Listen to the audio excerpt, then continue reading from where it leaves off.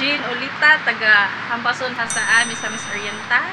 Sa ano siya, sa Mindanao part na siya. Wala siya sa Bukidnon dapit o Cagayan de Oro. Pila naman kakatuig diri sa Germany? Kuan, 1 year and 2 months. Kuan ko nag-iabot ko diri last April 9, 2004.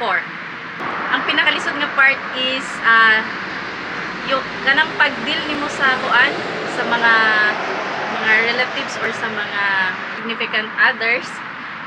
Ang challenging is ang ilang pag-adjust sa ilang mga batasan.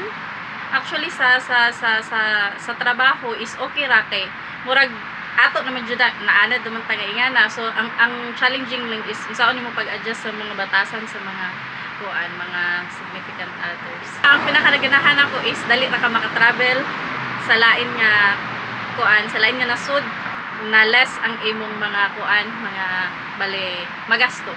Unsa imong ginakamingawan sa Pinas? Kaya na sa Pinas, ang mga seafoods.